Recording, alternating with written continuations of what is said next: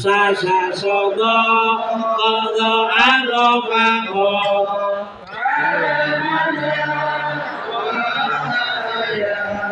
Mari belajar dengan metode Islam.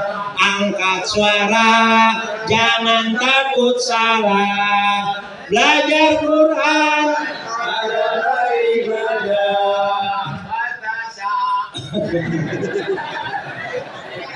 Semangat banget. Itu bukti protes terhadap panitia. Boyo dikasih lagi senek gitu. Iya. Takrir, apa tadi yang 3 kali gitu kan? Ngulang 3 kali. Lanjut, halaman 16. Membaca benar dan lancar lulus. Ibu, kita jangan terpengaruh oleh perbedaan-perbedaan kepentingan. Biarkan yang sudah berlalu, itulah takdir mereka. Kita rubah masyarakat muslim bisa membaca Al-Quran dengan cara mudah berjamaah. Jangan terpengaruh.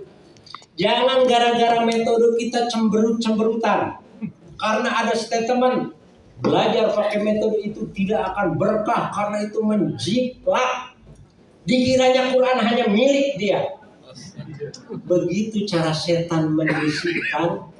Karena sejak dulu ahli Quran itu memang selalu dijadikan sasaran empuk para setan. Sehingga dimasukkanlah merasa paling benar. Kalau orang sudah merasa paling benar, yang lain dianggap salah, maka Sayyidina Ali dibunuh oleh seorang hafidz Quran. Kok seorang hafidz Quran membunuh? Dia merasa paling benar. Ali itu adalah salah. Ada lagi satu, Bu, ini fakta. Bulan Maulud kemarin saya mengundang Said Said. Dalam ceramahnya menyatakan gara-gara merasa paling benar, seorang anak membunuh ibunya di masjid di Cilacap. Ditanya, kenapa ente bunuh ibumu? Ibu saya ini adalah pelaku bid'ah. Bid'ah, dolalah, finnar. Daripada dia menjadi pelaku bid'ah, lebih baik saya bunuh supaya dia keyakinan merasa paling benar. Apa bid'ahnya? Rasulullah tidak mengajarkan tadarus di masjid. Itu adalah mengada-ngada, bid'ah. Ini framing seperti ini sebagai trainer harus bil hikmah wal mau'idhah hasanah, jangan terpancing. Kalau berhadapan dengan orang yang paling benar, jawab dengan diam dan berdoa, selesai. Jangan dilawan. Kalau dilawan, ya tambah ruwet kita. Yang disebut lulus bukan yang membacanya aba'ata fa'ajaha khoda'ada. Bukan itu. Tetapi siapa yang lulus? Yang kenal huruf, kenal makhorijul huruf, kenal harokat huruf dan huruf bersambung. Masalah dia baca dipanjang-panjangkan,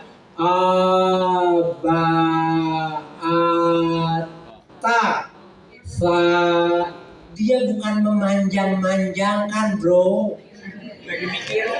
Dia baca kayak gitu karena dia sambil mikir. Paham kagak sih lo?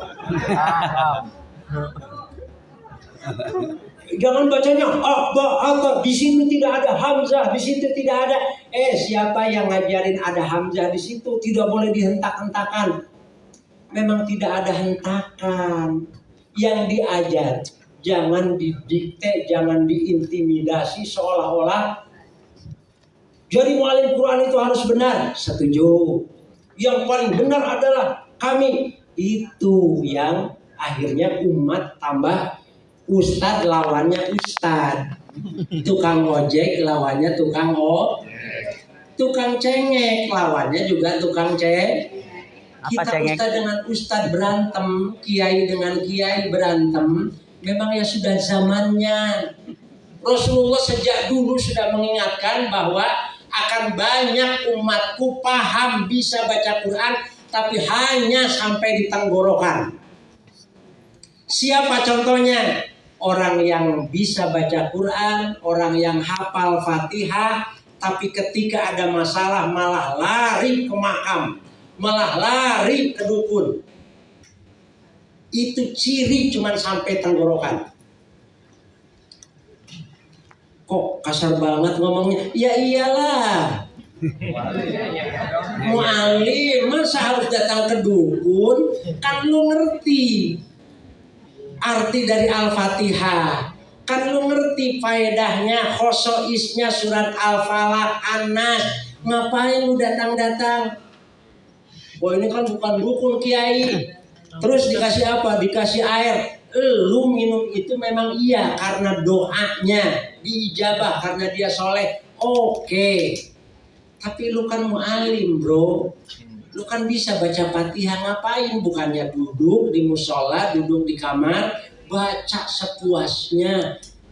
Kalau keyakinan mu'alim Quran atau trainer yang sekarang hadir, yang sekarang datang, masih punya keyakinan terhadap hal-hal tadi, gerakan ini tidak akan berdampak. Yakini dari Al-Quran itu keberkahan datang. Yakini dari situ. Suami ibu macam-macam baca Fatihah.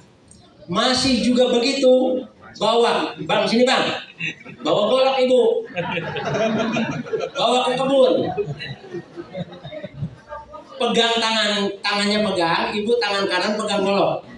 Bukan mau nyabet dia, jangan itu, wah pelanggaran. Aset. Cari pohon pisang bu di kebun. Bang, denger ya. Ada apa sih mah? Denger. Iya mah, iya mah. Ya Allah, kata Rasulmu surat Al-Fatihah adalah surat yang agung sampai setan pun merasa frustasi. Bahwa setiap huruf dalam surat Al-Fatihah akan mempermudah, mempercepat terkabulnya doa. Ya Allah, saya baca Al-Fatihah. Dengan bacaan Al-Fatihah ini, dengerin ya bang ya, iya Maya. Saya bukan nebang ini pohon pisang, tapi nebang kakinya suami saya kalau masih selingkuh di jalan. Tebas bu.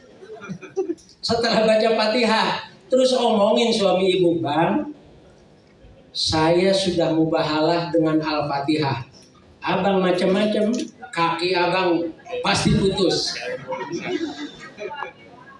Keyakinan itu muncul orang-orang dulu dengan bismillah bisa terbang. Karena apa sih? Keyakinan. Bukan karena pinter.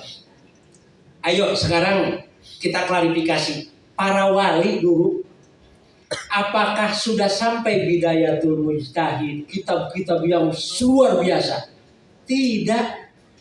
Beliau pun mungkin baru paham Sulamut Taufik atau apa kalau memang dulu sudah ada. Tapi mengapa timbul keistimewaan? Karena dia yakin terhadap Al-Quran. Bukannya mu'alim yang datang ke dukun. Mestinya masyarakat yang datang ke para mu'alim. Pemu'alim, istri saya macam-macam. Fuh, nih minumin. Mestinya begitu. Bukan mu'alim yang datang ke makam-makam. Oh kuburan di sana itu mewah, megah. Memang sengaja biar elu pada datang. Biar lu datang ke sono pada percaya. Para santri, para mu'alim buka Khazinatul Asrar.